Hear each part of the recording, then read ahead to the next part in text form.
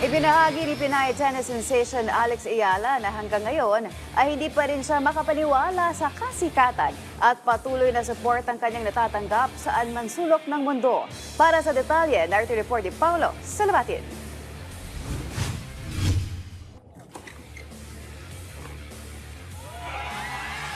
Hindi may pagkakailang mabilis na pag-angat ng 20-year-old Filipino tennis star na si Alex Ayala sa mundo ng tennis sa kanyang WTA Tour. Ngunit sa kabila ng kanyang tagumpay, nananatiling nakatapak sa lupa ang Pinay tennis icon habang ninanam namang pagmamahal ng mga Pinoy fans sa bawat sulok ng mundo. Matapos ang kanyang historic breakthrough sa 2025 Miami Open, nagbago ang takbo ng buhay ni Ayala. Mula sa paglalaro sa mga small-time courts, ngayon ay pinapako na niya ang atensyon ng libo-libong fans, mapa Australia man, Middle East o sa puso mismo ng Maynila. Sa isang episode ng The Players Box Podcast, inamin ni Ayala na marami nang nagbago sa kanyang buhay pero nananatili pa rin ang kanyang composure at disiplina upang hindi mawala ang kanyang focus na pagbutihin pa sa larangan ng tennis. So much yet not as much as you'd think. Like, yeah.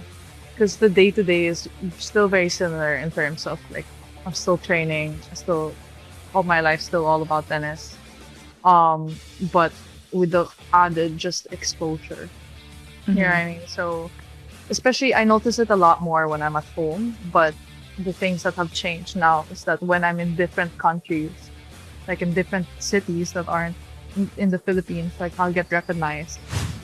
Maliban pa rito, ibinahagi ni Ayala ang iba pang mga bagay na malaking epekto sa kanyang pagkatao sa pagkakaroon ng malaking pangalan sa mundo ng tennis. I think that my success in tennis has given me a little bit more confidence to approach other people. I don't know if you guys can relate to that, but I think, like, yeah, just as my ranking or as I'm on tour more, let's say, as I'm able to be more on tour, then it gave me a bit more confidence to kind of approach the other girls and yeah.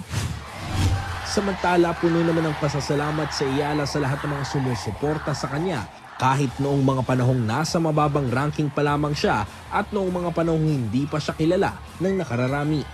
Paulo Salamatin para sa Atletang Pilipino, para sa Bagong Pilipinas.